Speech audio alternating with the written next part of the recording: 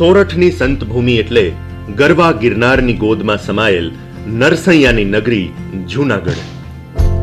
આ ઐતિહાસિક નગરીના આંગણામાં આદરણીય વડાપ્રધાન શ્રી નરેન્દ્રભાઈ મોદીજીએ સેવેલું એક વિશ્વવિદ્યાલય બનાવવાનું સ્વપ્ન બીજ ત્યાં રોપાયું.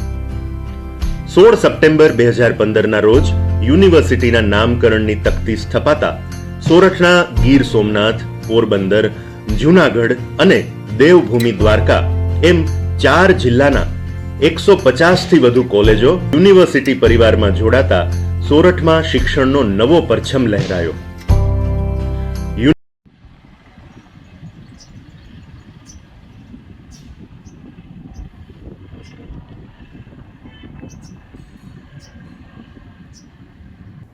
આજે આપણે બાબા સાહેબ આંબેડકરનો પરિચય તો બધાએ આપ્યો, પણ હું સમાજશાસ્ત્રની દ્રષ્ટિએ જોવા જઈએ તો બાબા સાહેબના ટૂંકમાં કાર્યમાં જોયું કે કાલારામ મંદિર પ્રવેશ છે અને એક મહાસત્યાગ્રહ છે. તો કાલારામ મંદિર પ્રવેશ છે તે 1930ના રોજ મહારાષ્ટ્રના નાસિકમાં શરૂ કરવામાં આવ્યો હતો અને બાબા સાહેબ એવું માનતા કે દરેક હિન્દુઓને મંદિરમાં પ્રવેશ કરવો જરૂરી અને હજારો દલિતો ભાઈઓ અને બહેનો શાંતિપૂર્વક એ આંદોલનમાં ભાગ લઈ મંદિર માટે પ્રવેશમાં આંદોલનમાં જોડાયા. પણ અમુક અંશે પ્રવેશ મળતો નથી, પણ ધીરે ધીરે પછી લોકોની માનસિકતા બદલાય છે અને આજના સમયમાં આપણે અસ્પૃશ્યતા નામનું થતી જોવા મળે. અને બીજી વાત કહીશ કે અત્યારના લોકોને એવું માનવામાં આવે છે કે બાબા સાહેબ આંબેડકરે જે આપણને જે રિઝર્વ આપ્યો અનામત આપી તે સાચું કે ખોટું. તો મારું એવું માનવું છે કે અમદાવાદની મ્યુનિસિપાલિટી ઓફિસમાં કે નગરપાલિકાની અંદર બધા કાસ્ટના બધા વર્ણના જો લોકો મને કચરો ઉપાડતા કચરાને ગાડી અપાવતા મને દેખાશે ત્યારે હું વિચારીશ કે અનામત હોવું જોઈએ કે ના હોવું. બીજી વાત કે એક સૂત્ર હતું કે શિક્ષિત બનો, સંગઠિત બનો અને સંઘર્ષ કરો. એટલું જ. તે બદલ તમે લોકો મને સાંભળ્યું તે બદલ જય ભીમ.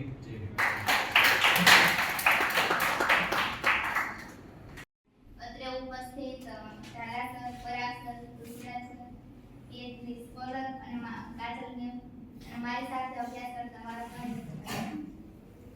આજે આપણે અહીં ઉપસ્થિત થયા એટલા માટે થયા છે કે મહાપરિનિર્વાણ દિવસ ડોક્ટર બાબા સાહેબ આંબેડકરના નિર્વાણ દિવસ ઉપર. તો બાબા સાહેબનો જન્મ અને બાળપણ. બાબા સાહેબનો જન્મ 6 ડિસેમ્બર 1891ના રોજ મધ્યપ્રદેશના મહુ મુકામે થયો હતો. અને સહપાઠક ભાઈઓ અને બહેનો, હું આજે બાબા સાહેબ વિશે થોડું કહેવા માંગુ છું. તમે બધા શાંતિથી સાંભળો એવી નમ્ર વિનંતી. સૌપ્રથમ આપણે વાત કરીએ બાબા સાહેબ આંબેડકરની. એણે સમાજશાસ્ત્રની અંદર શું પ્રદાન કર્યું, જે આપણે સેમેસ્ટર 2 ની અંદર આપણે ભણવામાં આવે છે. સબર્બન પરિપ્રેક્ષ્યની વાત એણે કરેલી જોવા મળે છે. એ તો આપણે ભણવાનું જ છે.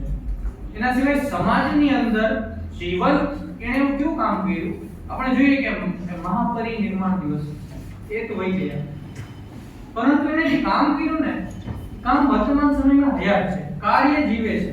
મનુષ્ય વહી ગયું, કર્મ જીવે છે. કે મનુષ્યરાજ સાહેબ કર્મની વાત કરે ને એ રીતે મનુષ્ય નથી જોવાની ખૂબી છે સારા કર્મની વાત.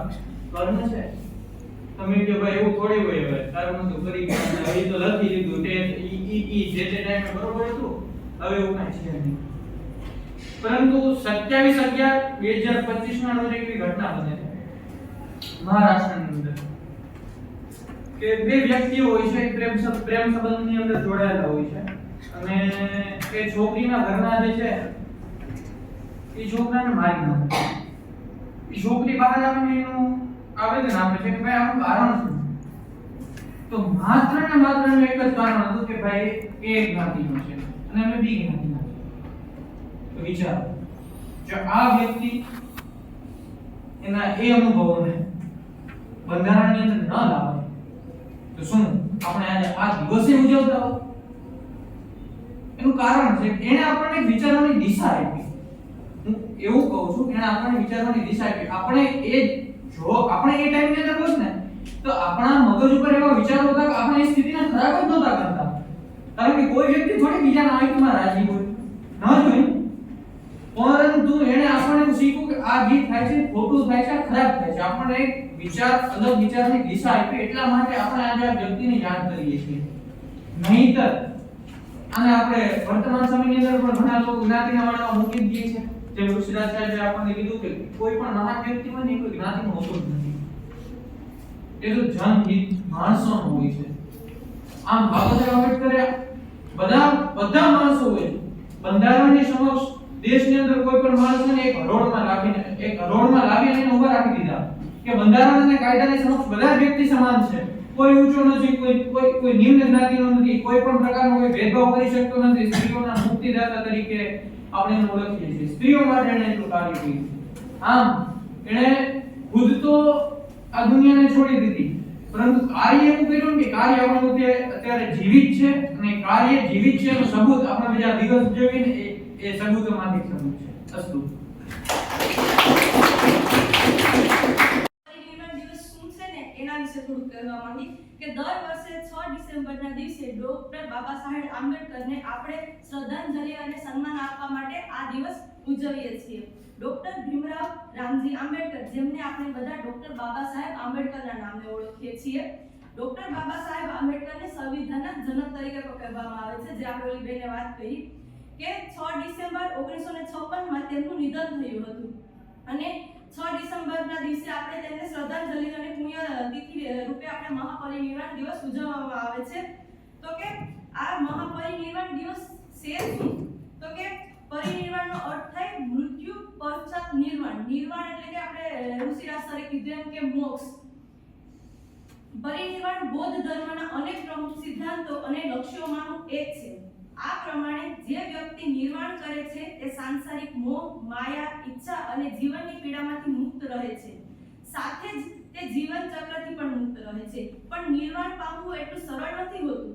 આ માટે સદાચારી અને ધર્મસંમત જીવન પસાર કરવું પડે છે. બૌદ્ધ ધર્મમાં 80 વર્ષમાં ભગવાન બુદ્ધના નિધનને મહાપરિનિર્વાણ કહેવામાં આવે છે. તો ડોક્ટર બાબા સાહેબ આંબેડકરની પુણ્યતિથિ પર મહાપરિનિર્વાણ દિવસ ઉજવવાનું મહત્વ શું છે? તો કે ગરીબ અને દલિત વર્ગની સ્થિતિમાં સુધારો લાવવા માટે ડોક્ટર બાબા સાહેબ આંબેડકરનું યોગદાન મહત્વનું રહ્યું છે. તેમણે સમાજમાંથી છૂત, અછૂત સહિત અનેક પ્રથાઓ ખતમ કરવા પોતાનું મહત્વનું યોગદાન આપ્યું છે. બૌદ્ધ ધર્મના અનુયાયીઓનું માનવું છે કે તેમના બુદ્ધ ગુરુ પણ ડોક્ટર આંબેડકરની જેમ સદાચારી હતા. બૌદ્ધ અનુયાયીઓ પ્રમાણે ડોક્ટર આંબેડકર પણ પોતાના કાર્યોથી નિર્વાણ પ્રાપ્ત કરી ચૂક્યા છે. આથી તેમનું પુણ્યતિથિને મહાપરિનિર્વાણ દિવસ તરીકે ઉજવવામાં આવે છે. સ્ત્રી સમાનતા અને સ્વતંત્રતા માટે પણ એને એટલા જ પ્રયાસો કર્યા છે. કદાચ બીજા બધા જ્યોતિબા ફૂલે અથવા તો રાજારામ મોહન રાયના નામ આપણે મોઢે લઈએ છીએ, પણ એનાથી પણ વિશેષ જો કોઈ પણ કામ કર્યું હોય તો એ આંબેડકર સાહેબે છે. શિક્ષિત અને દીક્ષિત બનાવવાનું, સ્ત્રી સમાનતાની એ વખતે એણે જે જ્યોત જલાવી હતી એ સંદર્ભમાં, એટલે આ રીતે એને સતત માનવ સમાજના ઉત્કર્ષ માટે પ્રયત્નો અને પ્રયાસો કર્યા જીવન પર્યંત. આજના યુગમાં એની આવશ્યકતા શું કામ છે?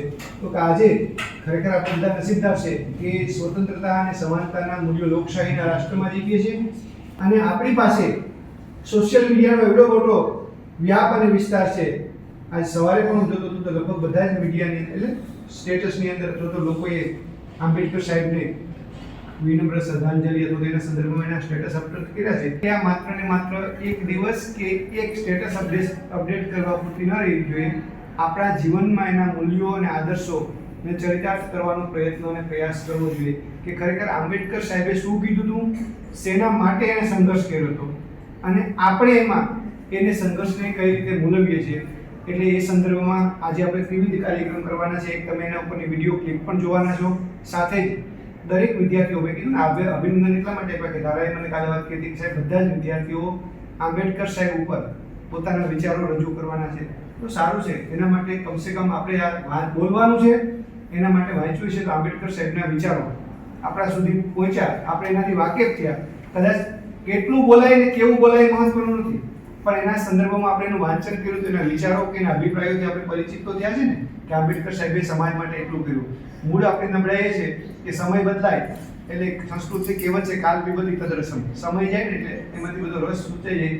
એમ આપણે પણ આંબેડકર સાહેબને દિન પ્રતિદિન વિચારતા જઈએ છીએ, ભૂલતા જઈએ છીએ. આજે આપણે એની સ્વતંત્રતા ભોગવી એટલે આપણે ખબર નથી કે પરતંત્રતા શું હતી.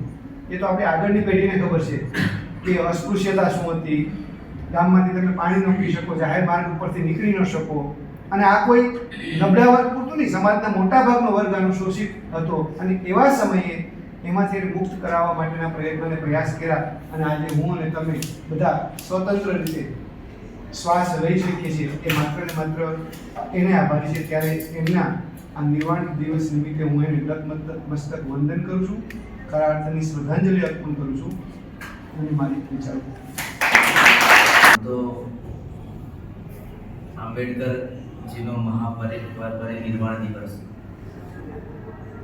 નિર્વાણ શબ્દ બુદ્ધિઝમમાંથી આવે છે. જ્યારે મનુષ્ય દેહ અને આત્માનો જીવનો ભેદ જાણે ત્યારે એ નિર્વાણ પામે. બુદ્ધિઝમની અંદર તો આત્માની ડેફિનેશન બહુ અલગ રીતે મૂકવામાં આવે છે અને આ દર્શનોની અંદર આત્માની ડેફિનેશન બહુ અલગ રીતે મૂકવામાં આવે છે. બુદ્ધમાં બુદ્ધને નાસ્તિક એટલા માટે કહેલા હજારો વર્ષો પહેલા, તો 8000 નહીં, આમ તો 4000 3.5 વર્ષ કે બુદ્ધ